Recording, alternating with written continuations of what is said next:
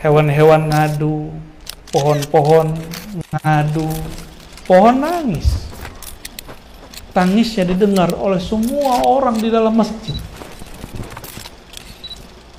Yang ditangisi pohon, dia merindui sentuhan Rasulullah SAW.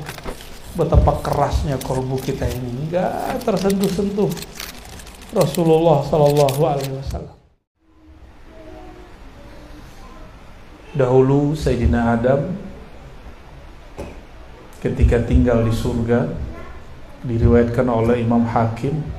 Hadis ini sudah sering kita dengar dan disebutkan kisahnya di dalam semua kitab-kitab maulid. Namun tanda kita cinta kepada baginda Nabi Muhammad SAW, kisah ini kita ulang supaya rindu tumbuh, ma'rifat subur. Sayyidina Adam alaihissalam, awal basyarin, manusia pertama. Sebelum beliau sudah ada makhluk di sini.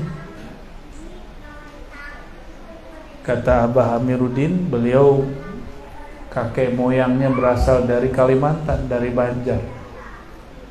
Orang Banjar mengabarkan kepada saya bahwa batu bara di Pulau Kalimantan itu berusia 12 juta tahun yang lalu. Sedangkan Nabi Adam belum sampai 7.000 tahun. Berarti sudah ada kehidupan sebelum Nabi Adam alaihissalam. Batu bara itu bahannya apa? Fosil. Fosil lama. Bisa hewan, bisa tumbuhan. Makanya batu-batu mulia, batu-batu berharga yang bagus dipakai untuk cincin pun yang terbaik salah satunya di Pulau Kalimantan. Kalau di Pulau Sumatera ini batu baranya lebih mudah. Makanya ahli-ahli geologi, ahli bumi mengatakan bahwa Sumatera ini tanahnya lain dengan tanah Kalimantan. Dulu bersatu dengan wilayah lain lalu berpisah. Lalu sebelum Nabi Adam siapa yang hidup di muka bumi?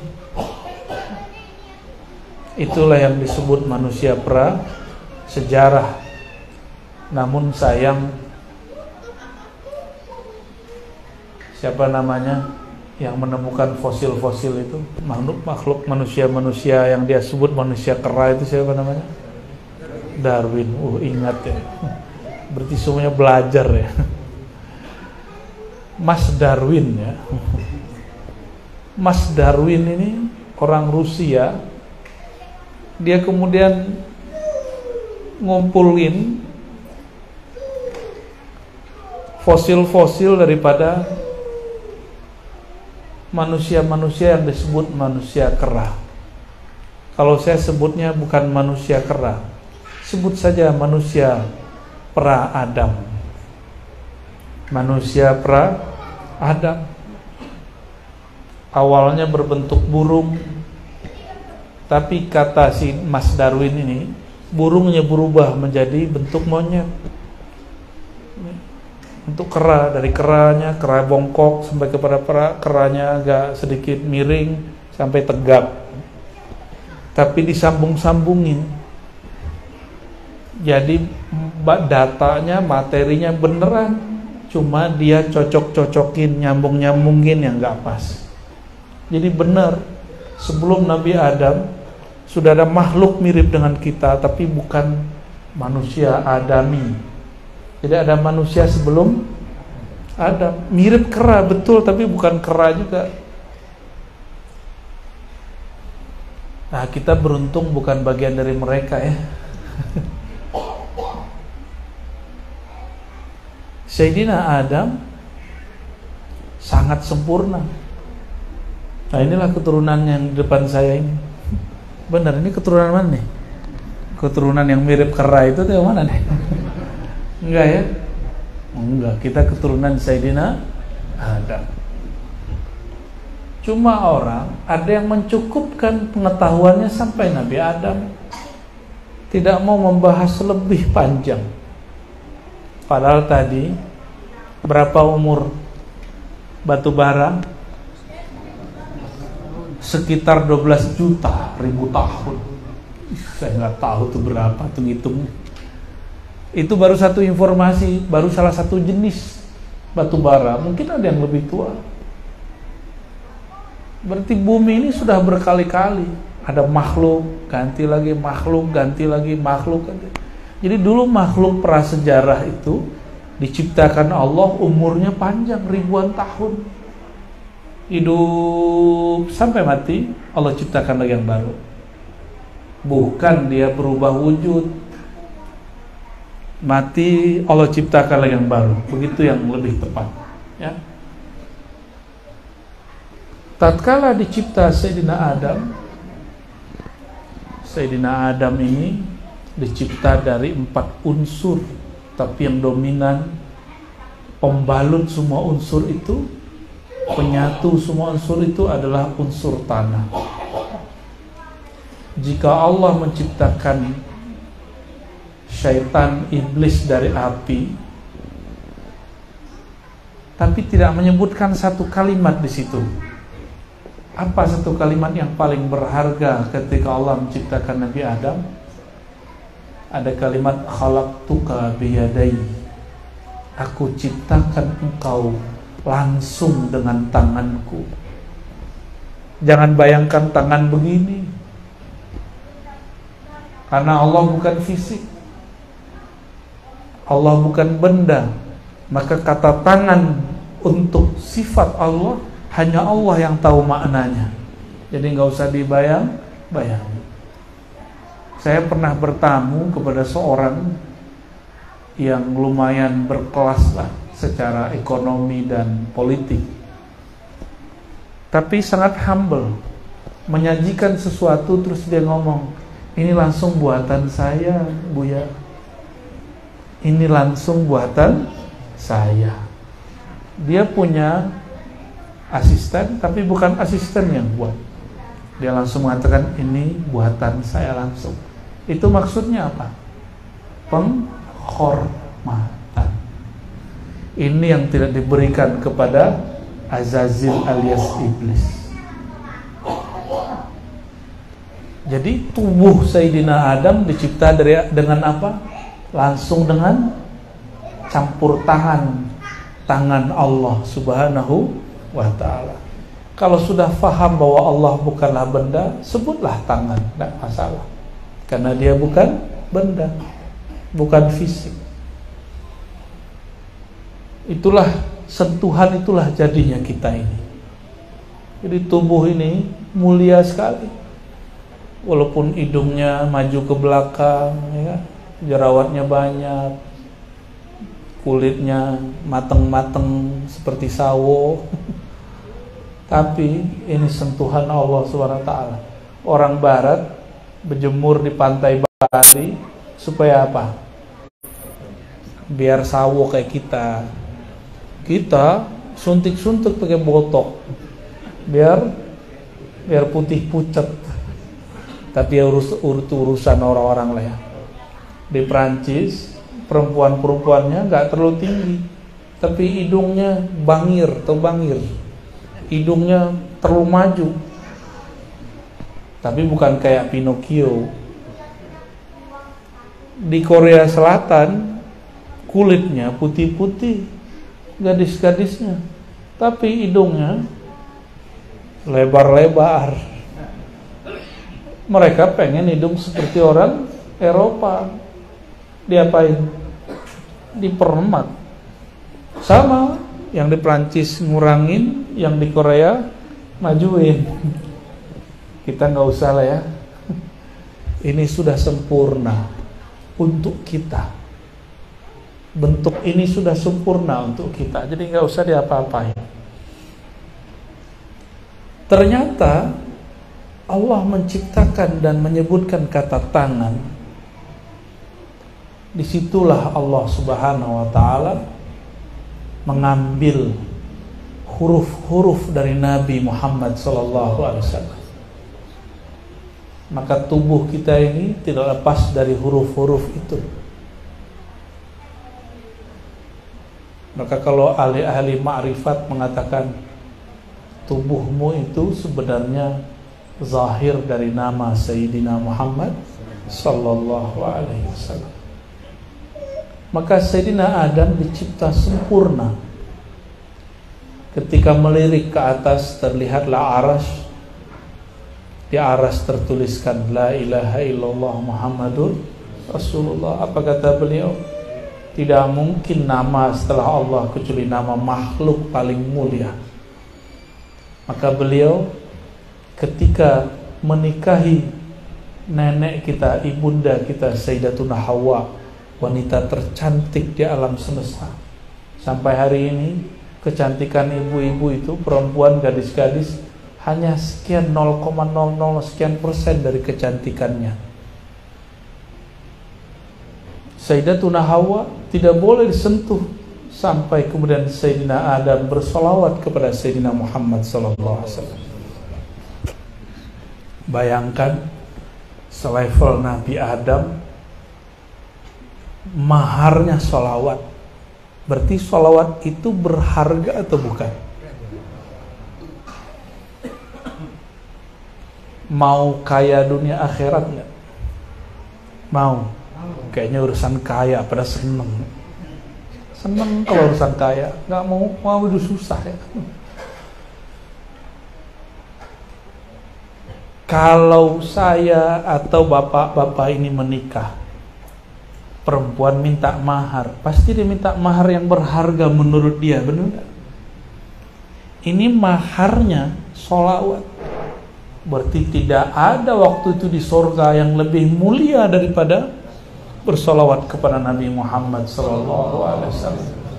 Itulah sebabnya tadi sebelum mahal qiyam ditumbuhkan dulu kebun-kebun surga, pohon-pohon surga, dibacalah subhanallah walhamdulillah wala ilaha illallah wallahu akbar. Itu adalah pohon-pohon surga. Pohon-pohon surga tumbuh.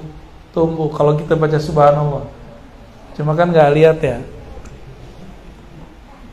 Ada yang disebut passive income ya. Passive income kata orang. Maksudnya kita dapat nilai, dapat keuntungan, tapi kita nggak buat apa-apa, tinggal tiduran aja, tinggal mencet handphone doang. Tinggal nelfon doang. Kenapa banyak hari ini orang berjualan, berniaga, berbisnis? Jualan dia apa? Ayo bangun pasif income. Tapi jarang yang mau membangkitkan semangat untuk pasif income urusan yang akhirat. Padahal mudah, modalnya nggak ada. Modalnya cuma mengatakan subhanallah walhamdulillah wala ilaha illallah wallahu akbar. Sepanjang saya jalan dari Sumatera Barat ke Riau sampai di Pekanbaru, lanjut lagi ke Inhu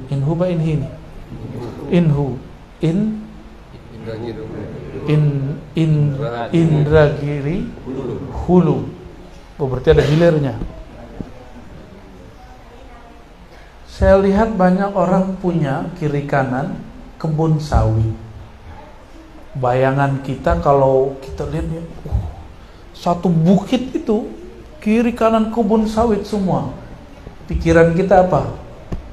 Itu orang paling kaya itu kayaknya. Gitu kan?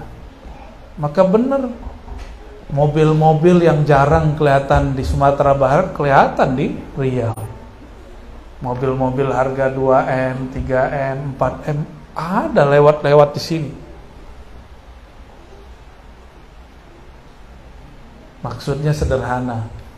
Kita kalau lihat orang punya pohon dan tanahnya luas, kita bilang apa? Itu orang kaya raya. Terus bedanya apa kita dengan pengikut Nabi Musa yang terpana dengan Qarun? Apa kata pengikut Nabi Musa? Ya Allah, itu punya siapa itu? Yang lain jawab, itu punya Qarun. Lalu mereka mengatakan, coba kita punya dikit aja, 3 hektar, 5 hektar, 10 hektar aja punya si Qarun. Udah tinggal tidur, pasif tinggal nanti telepon doang. Ayo nih bahas gitu doang, ya. Bayangan kita, bener gak? Kenapa kisah ini diulang? Kisah ini diulang di Quran karena Allah kemudian ciptakan orang-orang seperti Qarun dan ciptakan orang seperti Fir'aun, ciptakan orang seperti Nabiullah Musa alaihissalam, ciptakan orang yang mengikut Nabi Musa lalu murtad, yang ikut Nabi Musa lalu istiqomah, ikut Nabi Musa lalu meninggalkan Nabi Musa, ada ikut Nabi Musa lalu berjuang dengan Nabi Musa. Potret itu ada semua. Qarun dan Haman. Qarun itu dulu murid Nabi Musa, kere kata orang, kismin, apalagi istilahnya, miskin. Minta doa sama beliau, doa Nabi kan mustajab. Setelah didoakan Nabi Musa, dia usahanya lancar, dan dia menjadi kaya raya, gak sempat ngaji lagi, gak sempat lagi membicarakan ehwal akhirat. Ini Nabi Musa itu sering cerita tentang Nabi Muhammad SAW. Jadi maulid itu sudah ada sebelum Nabi Muhammad SAW. Nabi Muhammad belum lahir, Nabi Musa udah ngomongin Nabi Muhammad mulu sallallahu alaihi wasallam. Kenapa Nabi Musa ngomongin Nabi Muhammad sallallahu alaihi wasallam? Nabi Musa dulu ingin menjadi nabi akhir zaman karena beliau diperpanjang pandang batinnya sehingga beliau bisa melihat alam akhirat. Di alam akhirat beliau melihat, wow, itu pengikut siapa kok banyak sekali. Kata Sayyidina Jibril, wahai Musa, itu pengikutmu. Senang Nabi Musa. Lalu dia menoleh lagi ke sebelah kanan, ternyata lebih banyak lagi. Kata Nabi Musa, GR dikit, Jibril, bukan Mas Bril ya. Jibril, itu pengikutku juga ya? Aku ya nabinya? Udah senang. Apa kata Sayyidina Jibril? Enggak, sudah ada nabinya, Musa ya. Bertanyalah Nabi Musa, siapa nabinya? Kok bisa umatnya sebanyak itu? Kalau benar nih kita umatnya, itu yang dilihat Nabi Musa itu kita, insya Allah. Amin ya Rabbal. Kalau benar, jangan GR dulu. Kita mohon kepada Allah semoga istiqomah. Amin. Kata Sayyidina Jibril, Musa, itu nabinya Muhammad sallallahu alaihi wasallam. Itu umat Nabi Muhammad sallallahu alaihi wasallam. Nabi Musa geleng-geleng dia. Di riwayat lain, Nabi Musa berdoa, ya Allah, itu umat banyak sekali, jadikan aku nabinya. Ini sering saya kisahkan. Tapi mengisahkan ini gak pernah puas. Girang kita bukan main. Inilah hebatnya Sayyidina Muhammad SAW. Menceritakan beliau gak ada habisnya. Karena beliaulah permata yang dulu menjadi mahar surga. Sebut namanya menjadi permata, sehingga boleh dijadikan mahar. Walaupun gadis-gadis sekarang tidak mau dinikahin pakai sholawat. Tapi kalau yang ngerti disolawatin 5 kali mau. Coba begitulah ya. Kami nggak makan sholawat Pak. Kata Sayyidina Musa, ya Allah, coba jadikan aku nabi akhir zaman. Nggak diizinkan Allah, sudah ada nabinya Nabi Muhammad. Apa kata Nabi Musa? Ya Rabb, kalau begitu jadikan aku salah satu umat akhir zaman. Kalau doa Nabi mustajab nggak? Maka Nabi berkalam, para wali, para ulama adalah pewaris para nabi. Maka Nabi Musa, Allah munculkan kembali karena tidak ada ajaran tanasukh, reinkarnasi, lahir dalam tubuh yang baru, maka Allah izinkan arwah para anbiya membersamai wali-wali, ulama-ulama akhir zaman. Kalau ruhani mereka kuat. Kalau nggak kuat, ruhnya pergi lagi, cari lagi siapa yang kuat membersamainya. Tapi bukan reinkarnasi, ya. Jadi tidak seperti yang dibayangkan sebagian orang, tubuh ini lalu ruhnya nyatu ke badan. Enggak, ruh itu cuma berkait dengan badan. Jika ruh kita ini mampu mewarisi spiritual semangat para nabi terdahulu, Allah akan kirim seorang nabi membersamai kita. Tadi itu dalil bolehnya, senangnya, boleh senang kalau murid banyak, jamaah banyak, pengikut banyak. Itu dalilnya Nabi Musa. Makanya kiai-kiai gencar bikin pesantren, lalu mengkampanyekan, ayo masuk pesantren saya, ayo ngaji. Itu dalilnya. Bukan untuk dirinya, tapi untuk siapa? Untuk umat itu sendiri. Itu bedanya. Semoga kiai-kiai sekarang banyakin murid bukan untuk kepuasan batinnya, tapi untuk mewarisi amal-amal Nabi Musa, Nabi Muhammad sallallahu alaihi wasallam.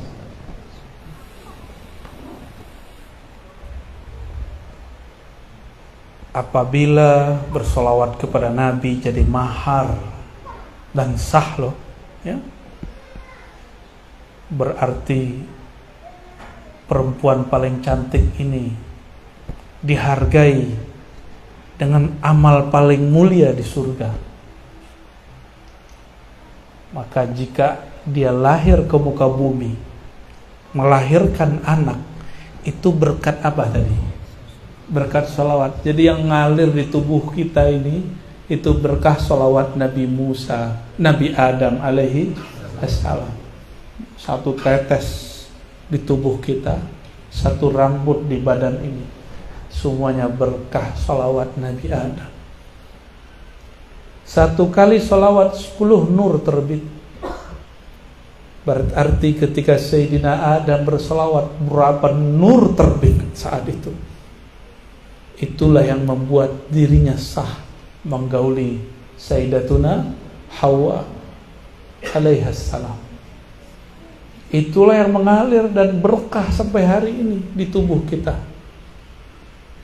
Maka kita katakan, salatullah wa salamu alaika ya Sayyidana Adam.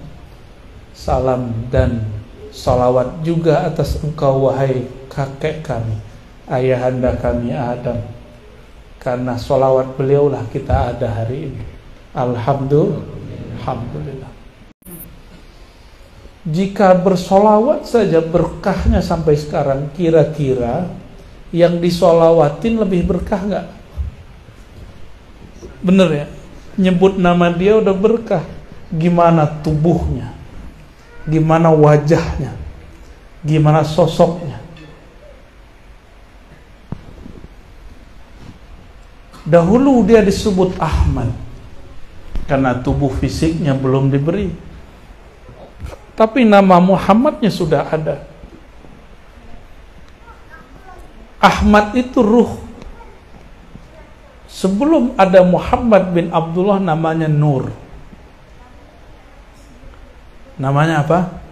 Jadi Nur itu nama Nabi Muhammad SAW juga. Maka cobalah kita kemudian lihat dalam Al-Quran. Hampir semua lafaz yang menyebutkan Nur. Cuma beberapa, kecuali mengarah kepada Sayyidina Muhammad SAW. Dan beliau juga berdoa, ya Allah jadikan aku nur.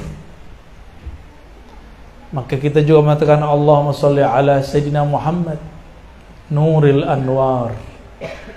Ya Allah sampaikan salam kami kepada Sayyidina Muhammad, nur sumbernya semua cahaya. Allahumma sholli ala Sayyidina Muhammad. Oleh karena itu, Sayyidi Syekh Abdul Hasan Asyazili dalam pengalaman ruhaninya Dia melihat Nabi Muhammad SAW itu seperti nur dan mengalir di alam semesta. Maka dulu kata Datuk Kelampaian Syekh Muhammad Arsyad Al-Banjari, dan diulang kembali oleh Abah Guru Sekumpulnya, ada fotonya di sini. Jauh ke Sumatera, temu lagi foto beliau. Alhamdulillah. Saya masuk hutan Kalimantan, ketemu seseorang yang Masya Allah zuhud, ada foto beliau. Ajaib lah. Ditanya oleh sahabat kita, ini foto dari mana? Kata orang ini, yang punya foto nganterin. Loh, yang punya foto kan sudah wafat. Wallahu alam maksud dia, saya nggak ngerti ya. Wallahu alam bis-shawab. Apa kata beliau? Ini kata ulama juga dari dulu. Tidak ada satu biji zarah pun, satu debu pun, satu tetes air pun di alam semesta, melainkan di situ ada percikan nur Sayyidina Muhammad SAW. Tubuh ini nur yang dipegang oleh Allah Subhanahu wa Ta'ala, nuriyatnya. Bagaimana dengan kolbu kita? Bagaimana dengan ruh? Wah, ini ada kaitan-kaitan semua. Maka apabila seseorang ingin mengenal Nabi Muhammad SAW, selain mengisahkan hidupnya, dia harus membawakan manakah nur itu pada dirinya. Jadi salah satu jalan menuju Allah, menyadari bahwa satu tetes di tubuh ini, satu sel di badan ini, sumsum di badan ini, semuanya tercipta berasal dari nur Sayyidina Muhammad SAW. Dan nur itu dikumpulkan dan dipancarkan lewat wajah. Makanya dilarang seseorang memukul wajah.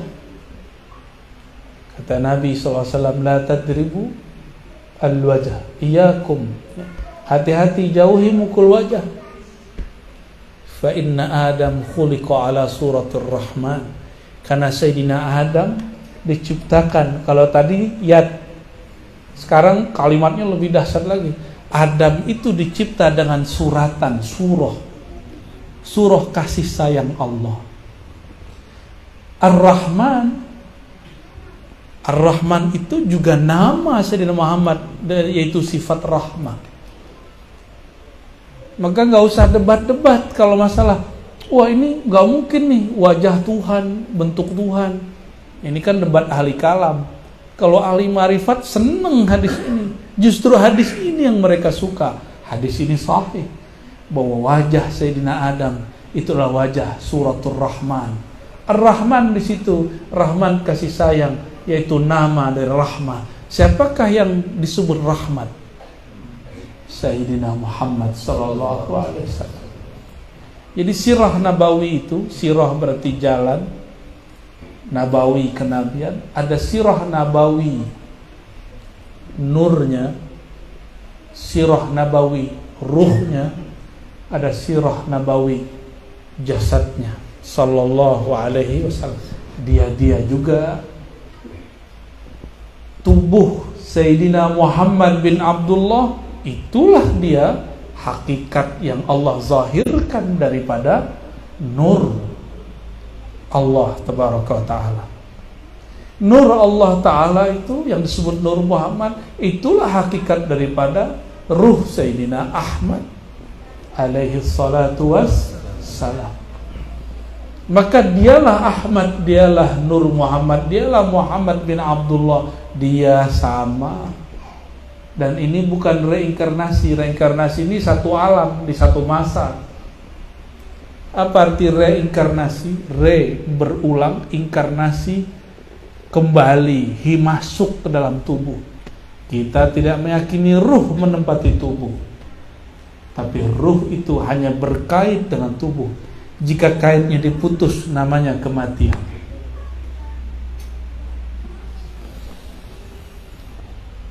Berat nggak nih? Enggak kan? Asik kan? Padahal masih muda-muda tuh di belakang. Asik loh ngaji Nabi Muhammad SAW.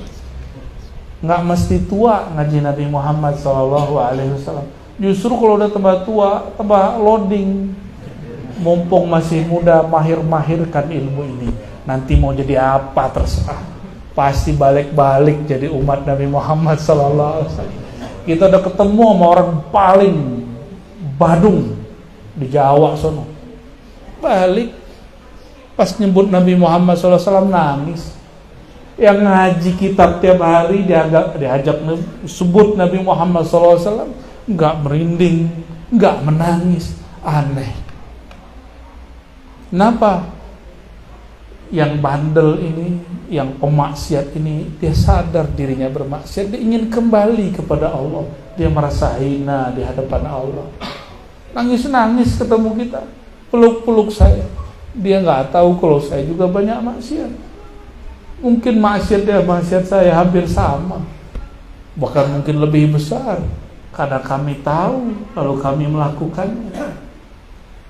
Tapi karena kita membahas, mengisahkan Nabi Muhammad SAW, dia merindui Nabi Muhammad dan memeluk kita yang mencintai Nabi Muhammad SAW.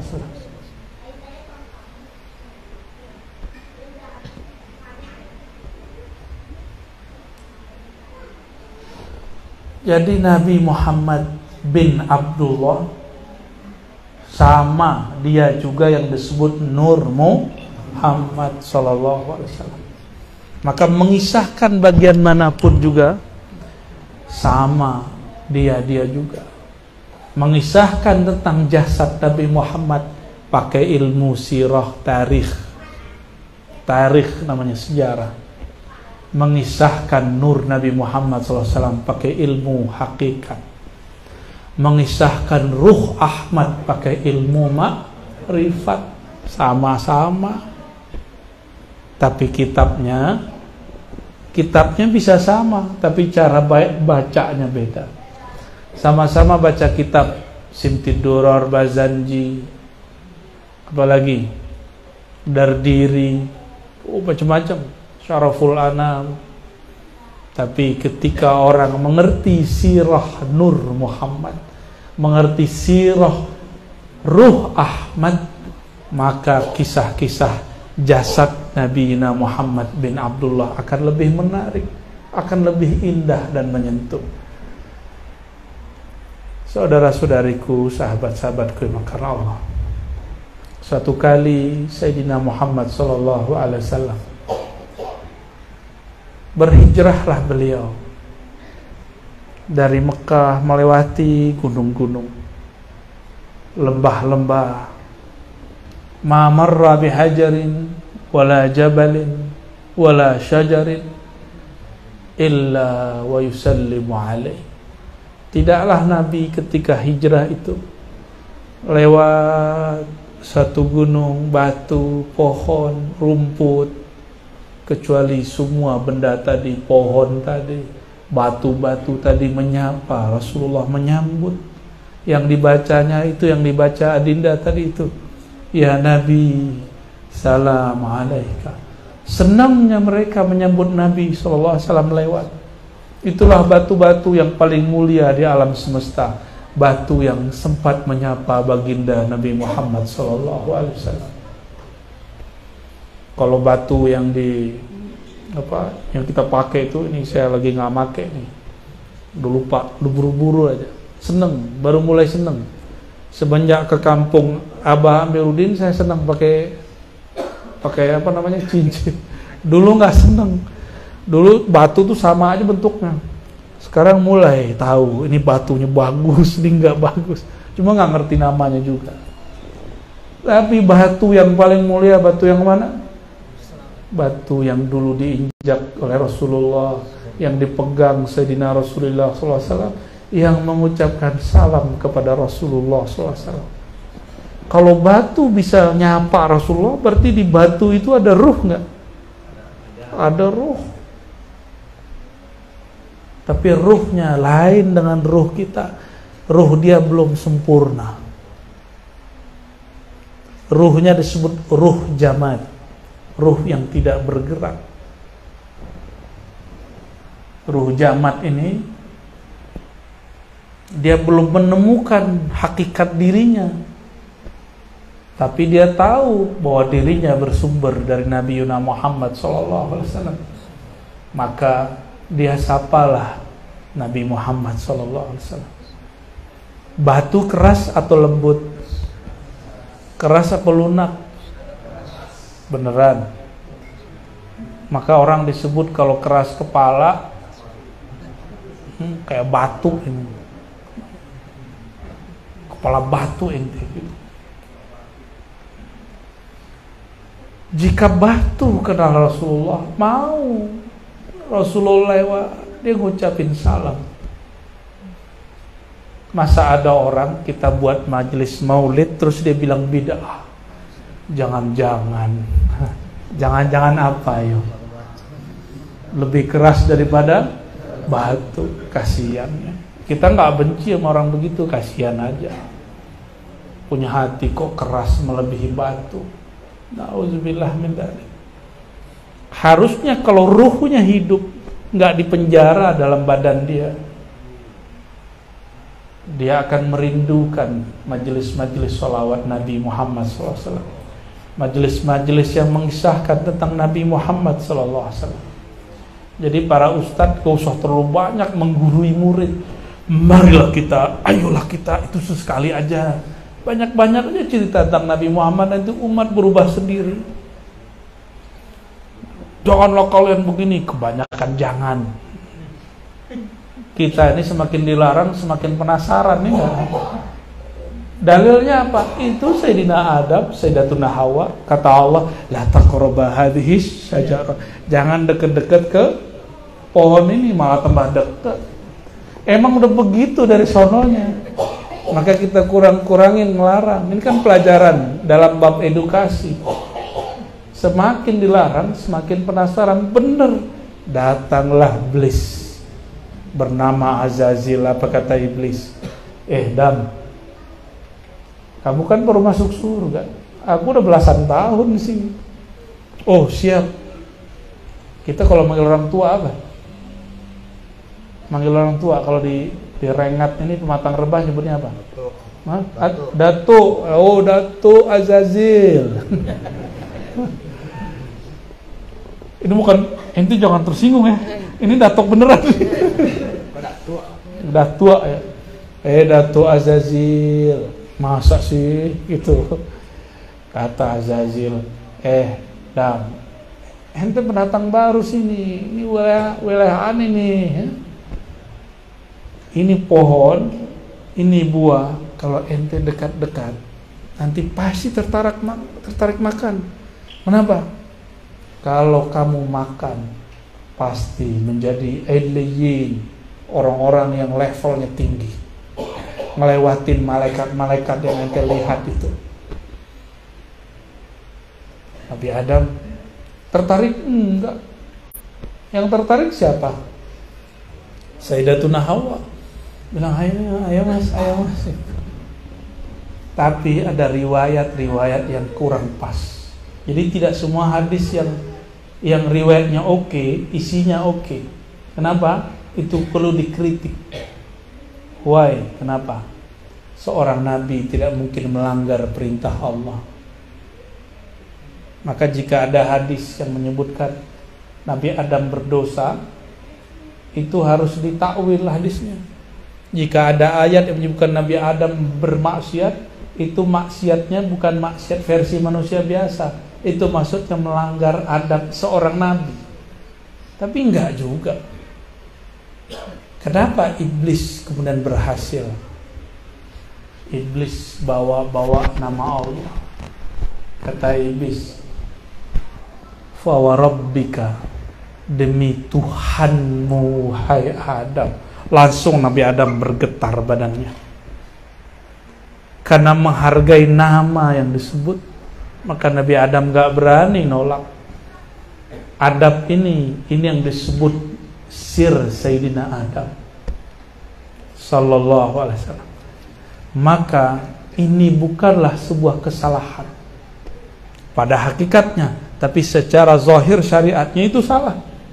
Tapi pada bab hakikat Sayyidina Adam justru menang. karena dia tidak terpedaya oleh iblis. Allah itu izin nggak? Saya ulang deh pertanyaannya biar nggak berat. Kalau ada makhluk menyebut nama Allah, itu dengan izin Allah atau bukan? Ilmu yang diberikan Nabi Allah, yang diberikan Allah kepada Nabi Adam, sehingga Nabi Adam menjadi objek sujudnya malaikat, masih ingat? Ilmu asma, membaca yang tersurat dan tersirat. Kata Allah kepada malaikat, hei malaikat, sujudlah kepada Adam. Malaikat yang sujud itu memandang perintah fi'il Allah, perbuatan Allah. Malaikat melihat bahwa Allah itu mencipta dengan tangannya, sedangkan Sayyidina Adam diberi ilmu nama, diberi ilmu. Jadi Nabi Adam tuh tahu nama-nama dahsyatnya Allah. Salah satu nama hebat Allah itu Rabb. Maka disebut dalam sholat sampai sekarang kita baca sampai hari ini, Alhamdulillahi Rabbil Alamin 17 kali sehari minimal. Itu nama juga dibaca oleh iblis, diketahui Nabi Adam. Karena Nabi Adam diuji pertama was-was dari syaitan, iblis. Enggak terganggu sampai iblis bawa nama, baru kemudian beliau terima. Maka secara syariat itu salah, syariat Nabi Adam. Kok makan buah larangan? Tapi secara hakikat dia sedang mempraktekkan wa 'allama Adamal asma'a. Dia mengajari Sayyidina Adam semua nama-nama yang tertinggi adalah nama Allah. Salah satu nama tertinggi adalah Rabb. Kalau ada orang baca nama Rabb, berarti yang punya nama izin. Maka Sayyidina Adam patuh kepada yang punya nama, bukan patuh kepada yang menggoda. Paham di situ?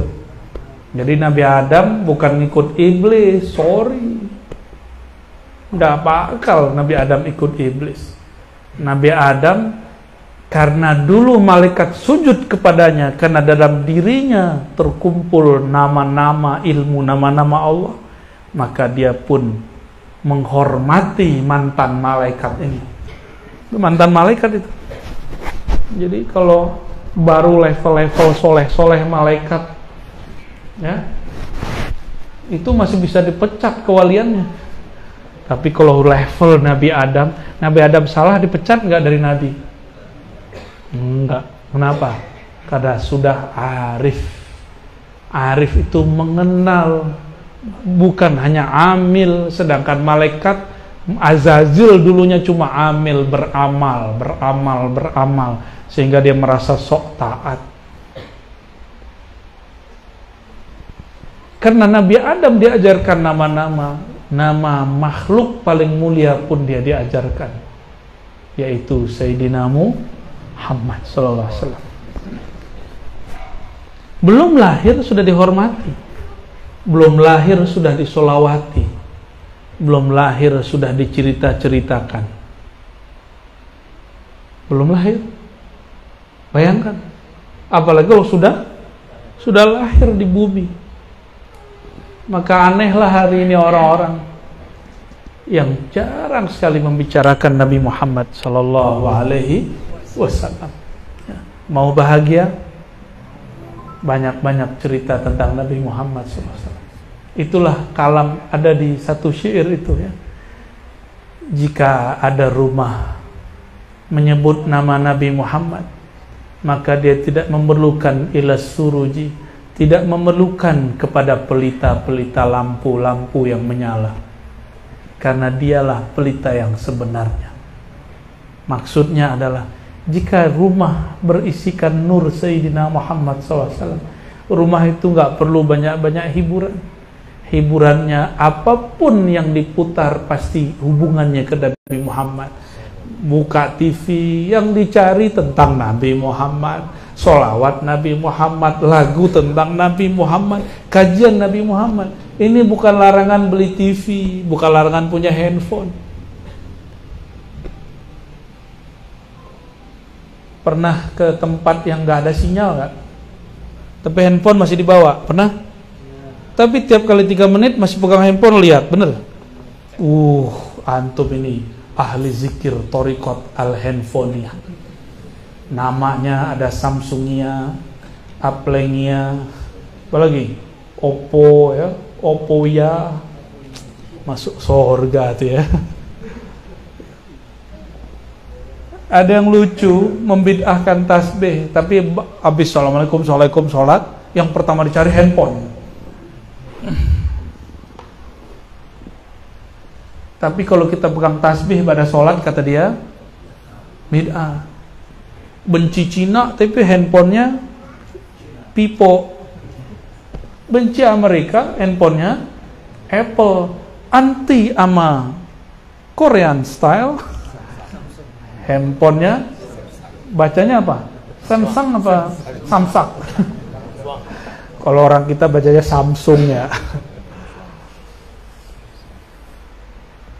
Ya itulah anehnya. Ya cobain Pak ke tempat yang gak ada sinyal, masih megang handphone, betul-betul megang handphone. Saya nggak tahu ntar kalau mati masuk kubur pegang saku nggak ada handphonenya, handphonenya ketinggalan di alam dunia. Loh kok yang ada adalah tanah. Hati-hati. Maka saya baru-baru belajar ngurang-ngurangin handphone, ngurang-ngurangin WA ya. Udah mulai dikit-dikit ya, seperlunya aja.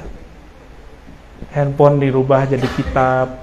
Maka dulu kalau mana-mana kita gaya bawa kitab 1 jilid, 2 jilid, 3 jilid. Ya bahaya, gaya bah. Sekarang udah nyamar ya, bawa tablet kayak bawa apa, isinya kitab, insya Allah. Sama sholawat, sama Quran, insya Allah. Nggak dilarang kok hiburan-hiburan, tapi carilah hiburan yang membuat kita mengenang Nabi Muhammad SAW. Sahabat-sahabat Nabi kalau berkumpul, apa yang mereka ceritakan? Cerita Nabi Muhammad SAW. Sayyidina Abdullah bin Umar jika tidak ada lagi kawan bercerita, maka dia naik kudanya. Kadang-kadang onta ini lebih gampang. Jadi onta dan keledai itu kayak city car. Cuma onta ini lebih bisa jalan jauh, kayak Alphard. Oh nggak bisa ya. Kalau yang jalan jauh tuh mobil-mobil sport. Berarti dalam kota dia pakai keledai. Supaya apa? Gampang dikendalikan. Nanti sampai di satu batu, dulu Nabi pernah berdiri di situ, dia diberi sejenak. Mengenang Nabi Muhammad, lalu dia meneteskan air mata. Nanti sampai lagi ada di suatu lembah, Nabi SAW pernah dulu memanggil pohon. Maka dia pun seakan-akan melihat ke pohon itu, lalu dia menatapnya dan menangis lagi. Sayyidina Jabir demikian, Abdullah bin Zubair demikian. Ada lagi yang lebih unik, Sayyidina Abu Hurairah. Setiap kali makan enak. Abu Hurairah ini terkenang, dia hanya makan enak bersama Rasulullah SAW. Kalau kayak santri sekarang tahu tempe. Kalau zaman itu mungkin apalah, kurma yang nggak berkualitas, gandum kasar. Tiba-tiba Sayyidina Abu Hurairah yang sudah mapan, Rasulullah sudah wafat, diundang oleh murid-muridnya, orang kampungnya. Kemudian disajikan makanan paling enak. Dia nggak bilang, perbaikan gizi nih. Enggak. Kalau santri-santri kan ngomong begitu. Perbaikan gizi nih. Enggak. Sayyidina Abu Hurairah mengatakan, karena dia ingat saya hanya makan enak bersama Rasulullah SAW. Kalau Nabi tidak ajak makan, kami tidaklah makan. Maka orang Syiah benci sekali dengan Abu Hurairah. Dianggap tukang makan. Terserah mereka lah itu. Sayyidina Abu Hurairah melihat makanan enak, yang dilihat wajah Nabi sallallahu alaihi wasallam. Apa kata beliau? Seandainya Nabi makan ini. Tapi wallahi ma akala habibi, kekasihku Muhammad sallallahu alaihi wasallam tidak pernah makan makanan seenak itu. Teringat selalu Rasulullah sallallahu alaihi wasallam. Maka sahabat Nabi nggak perlu buat maulid, karena hari-hari dia bermaulid. Mau minum ingat Nabi sallallahu alaihi wasallam. Bangun tidur dia ingat cara Nabi bangun tidur. Kalau kita bangun tidur pertama dicari apa? Handphone. Mending cari pasangan. Lihat mana istri, mana suami, mana anak, masih mending. Ini yang dicari apa? Handphone. Saya nggak tahu nanti mati kalian, ya mohon maaf nih. Dikira orang mati kan dikira tidur. Nanti dia bangun di alam kubur, yang pertama dicari mana handphoneku. Auzubillah min dzalik. Udah sebelum tidur handphone di silent, atau minimal aktifkan cuma telepon, nonaktifkan internetnya. Mau? Lalu bacalah nama Allah dan nama Rasulullah SAW. Ya, baca syahadat. Karena syahadat itu pembuka alam. Seandainya itu adalah tidur terakhir kita di dunia dan akan berpindah ke alam lain, kita tidur dalam nama Allah dan Rasulullah SAW. Aman insya Allah.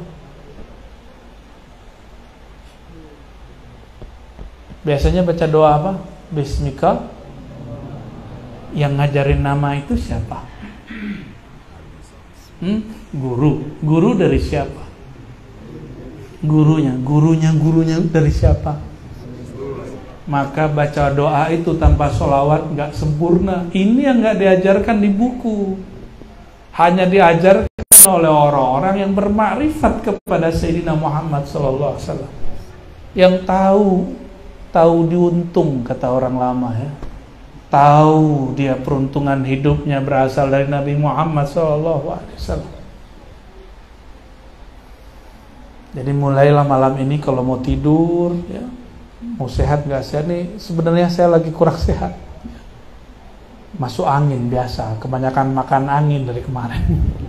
AC-nya kenceng, di ruangan mana aja ada AC, masuk mobil AC lagi. Tapi saya ridho dan saya senang.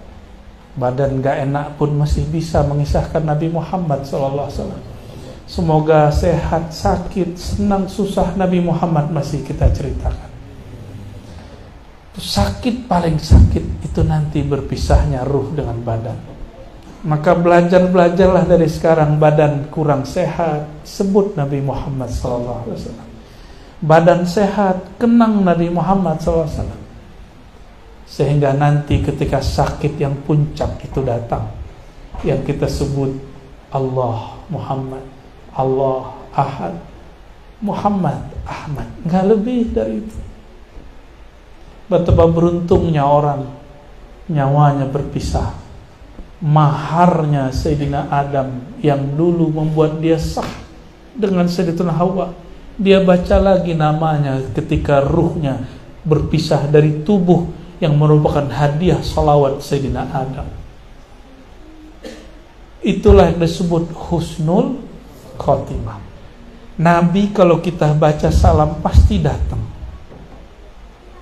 Kenapa beliau bisa datang di mana aja, kemana saja? Karena ruh tidak terbatas oleh dimensi alam zahir. Disebut namanya dia hadir.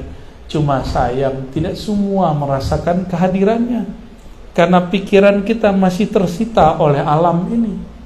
Coba kalau pikiran kita istirahatkan sejenak, aktifkan ruh. Aktifkan ruh, maka ruh akan merasakan kehadiran ayahanda ruhaninya Rasulullah Sallallahu Alaihi Wasallam. Canggihnya Nabi Muhammad Sallallahu Alaihi Wasallam. Orang non muslim pun diundang maulidnya. Kan lagi rame itu videonya ya. Walaupun saya nggak percaya amat, tapi kita senang aja lah ya. Walaupun dia dulu pernah ngomong Quran fiktif, kitab suci fiktif, dan dia menyebut Quran itu dokumen sejarah, itu secara akidah berbahaya. Cuma saya diam-diam aja, baru sekarang ngomong, mengatakan Quran sebagai dokumen sejarah sama dengan Mu'tazilah mengatakan Quran itu produk zaman, produk makhluk. Tapi ya sudahlah, yang penting dia mau hadir maulid kan. Tuh non muslim aja hadir maulid. Allahumma sholli ala sayyidina. Kok bisa? Karena non muslim ataupun muslim di tubuhnya ada bekas-bekas cahaya Sayyidina Muhammad sallallahu alaihi wasallam. Suatu kali Sayyidina Muhammad sallallahu alaihi wasallam beliau jalan, sampailah di suatu padang pasir. Beliau terdiam sejenak. Tiba-tiba beliau mengatakan, sungguh aku mencium bau darah cucuku Husain. Ini hadis riwayat Imam Ahmad. Ini bukan hadis Syiah ya. Ini hadis ahlus sunnah.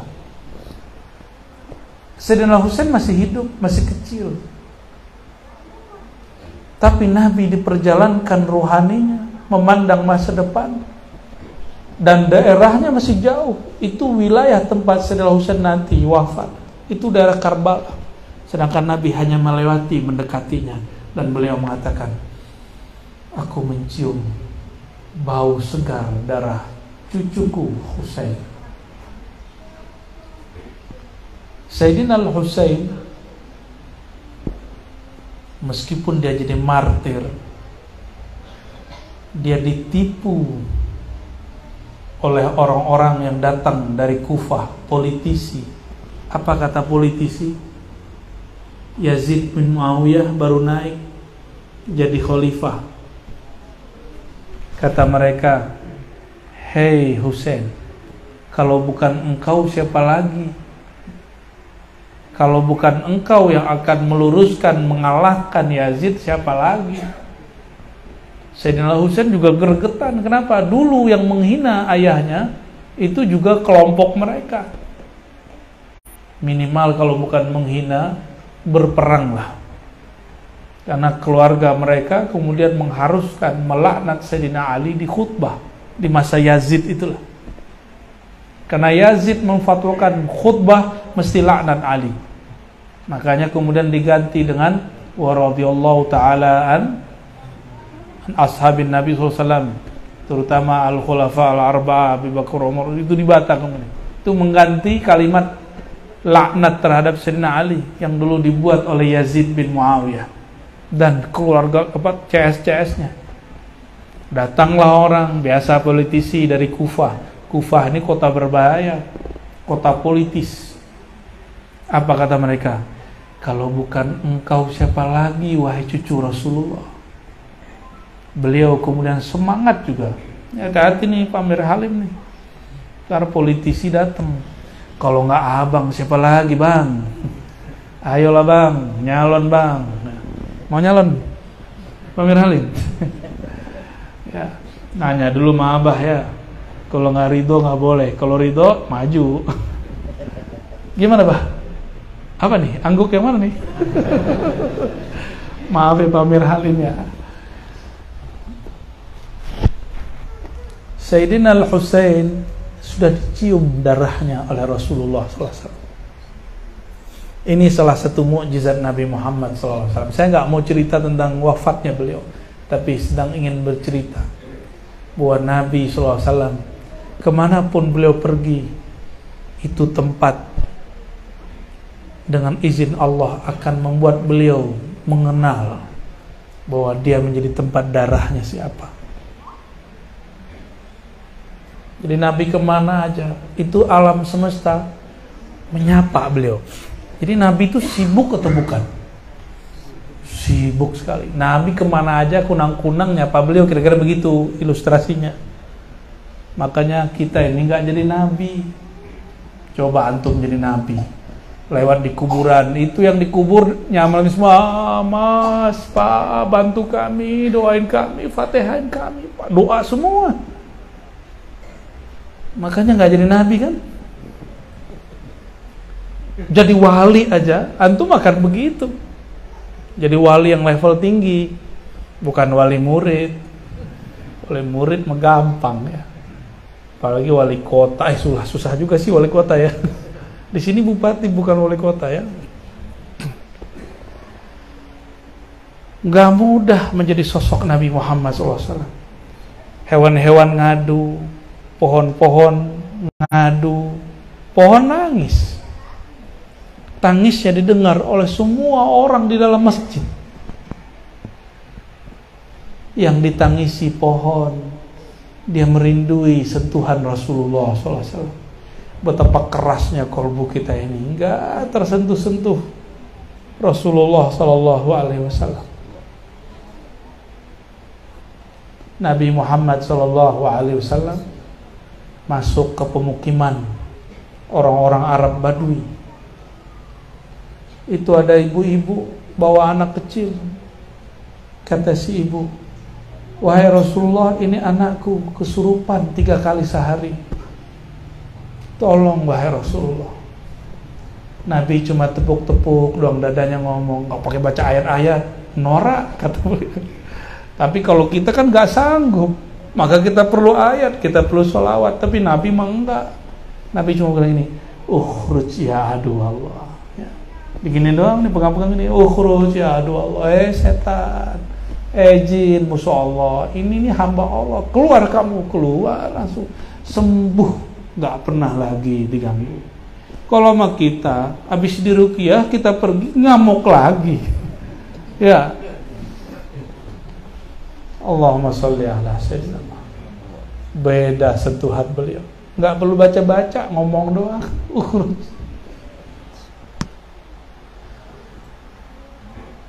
Nabi Muhammad SAW masuklah kota Madinah awal hijrah. Naik ontanya. Ternyata onta ini komunikasi dengan malaikat. Kalah kita loh sama onta. Kata semua ketua dusun dan desa, "Wahai baginda Rasulullah, tinggallah di dusun kami, tinggallah di kampung kami. Ini ada tanah bagus, tanah luas, hektar-hektaran," gitu kata orang Madinah lebih kurang. Apa kata Nabi? Nabi nggak berani nolak. Nabi tuh nggak pernah nolak. Apa kata Nabi? "Maaf, biarin, ini onta lagi disuruh sama malaikat. Fa innaha ma'murah." Itu tarik sama Jibril. Terus. Belum boleh berhenti. Maka jalanlah terus si onta patuh kepada Jibril.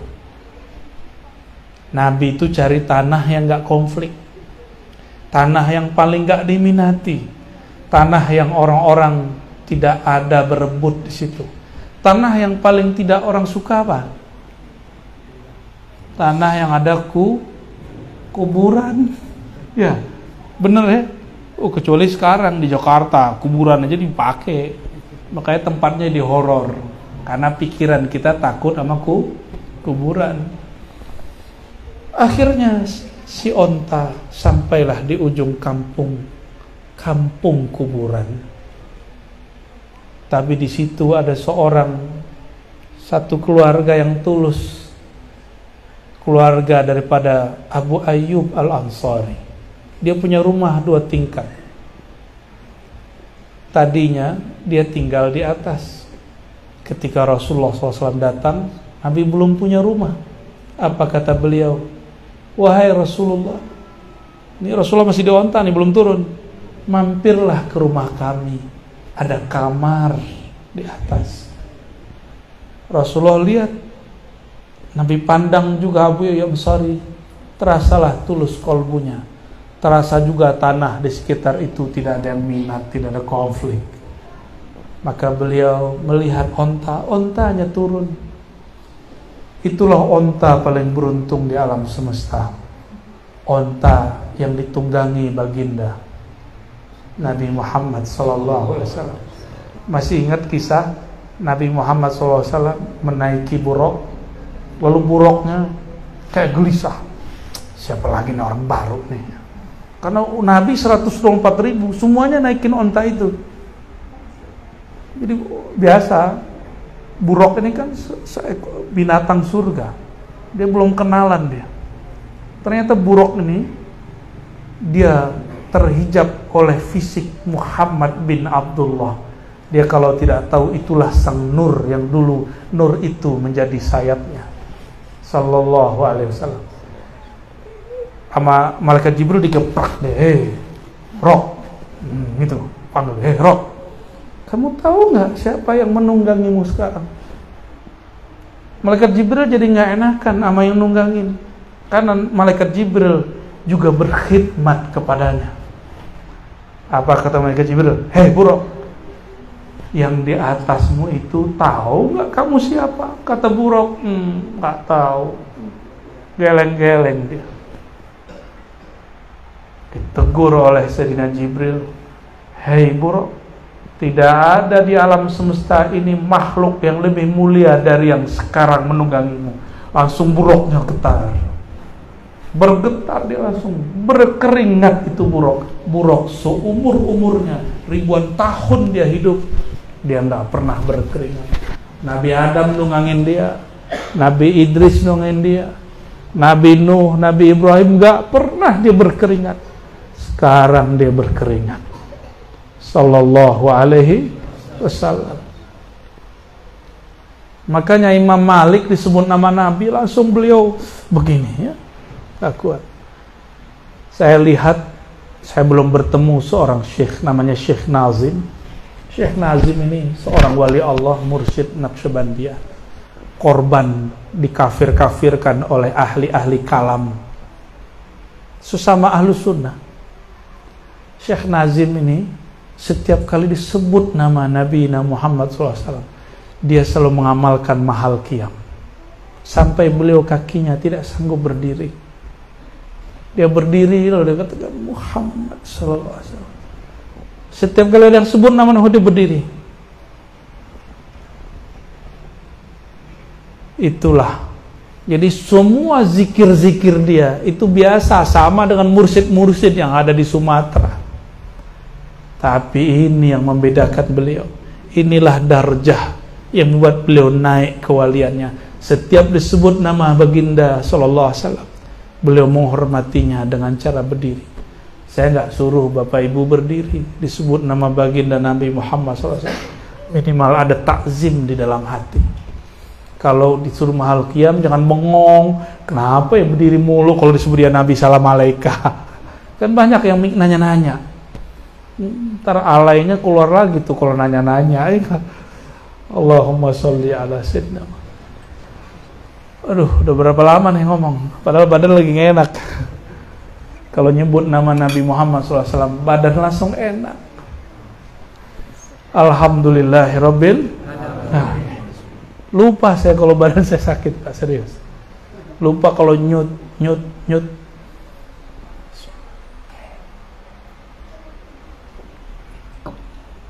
Maka orang-orang yang nanti sakaratul maut dicabut oleh Sayyidina Israel alaihissalam, dia pandang saja Nabi Muhammad SAW, nurnya. Dia ingatkan, dia adalah tubuhku, uratku, dagingku, darahku, satu bulu rambut di tubuhku, kecuali berasal dari nur Sayyidina Muhammad SAW, hilang rasa sakitnya.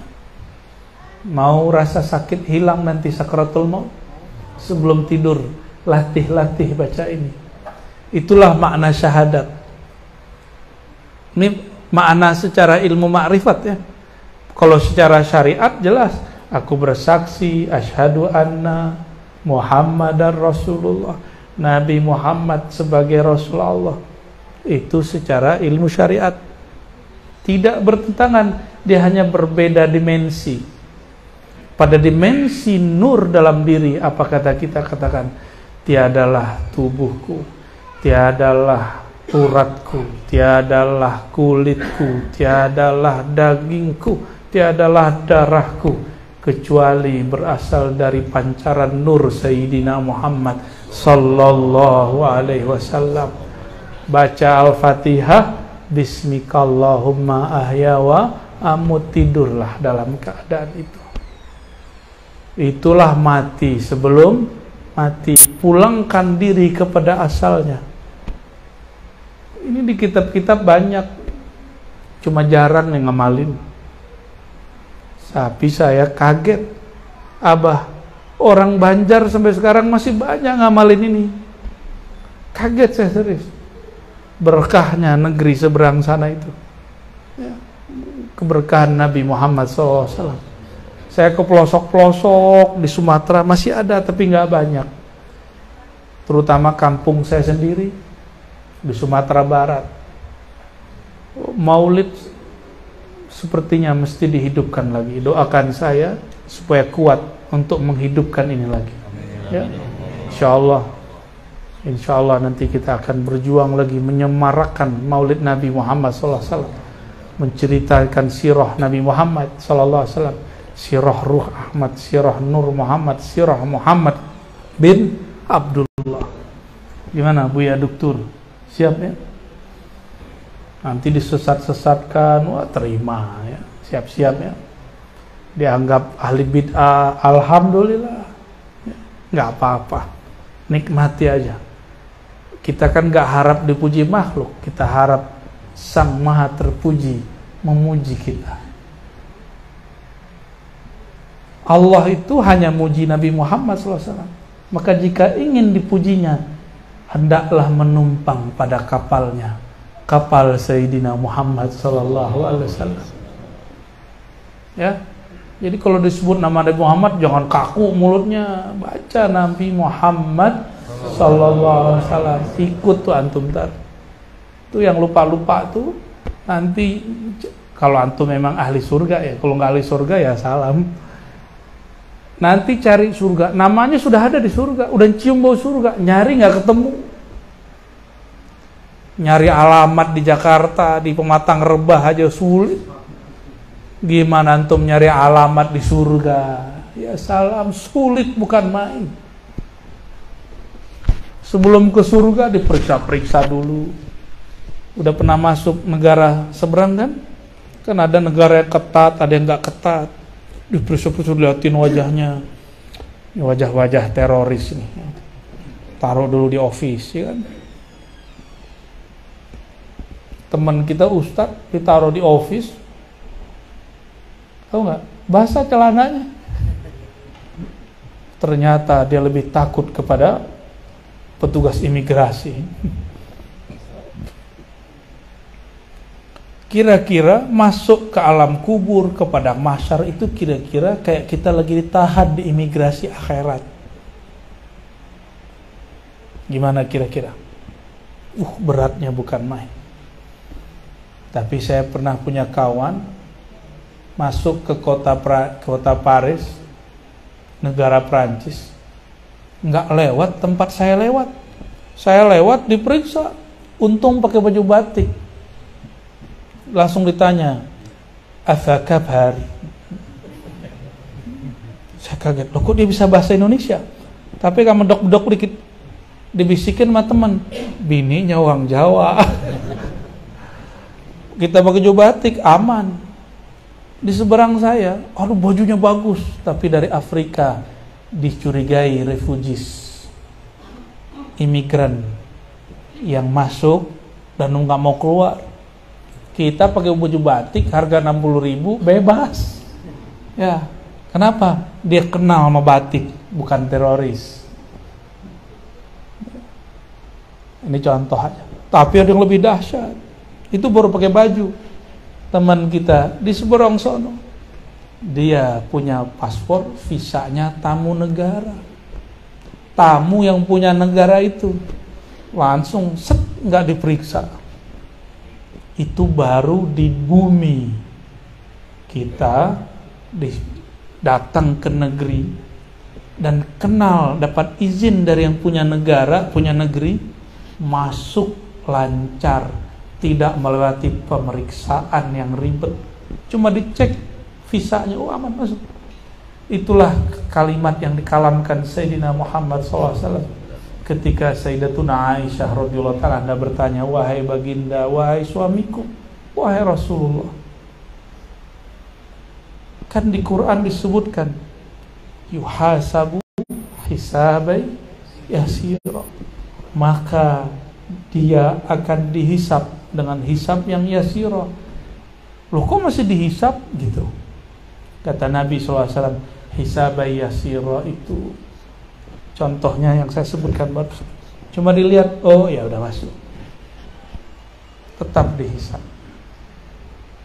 Bapak Ibu yang bukan Allah, lebih kurang itulah refleksi sirah Nabi Muhammad sallallahu alaihi wasallam yang dapat saya sampaikan. Semoga kita tambah rindu Rasulullah sallallahu alaihi wasallam.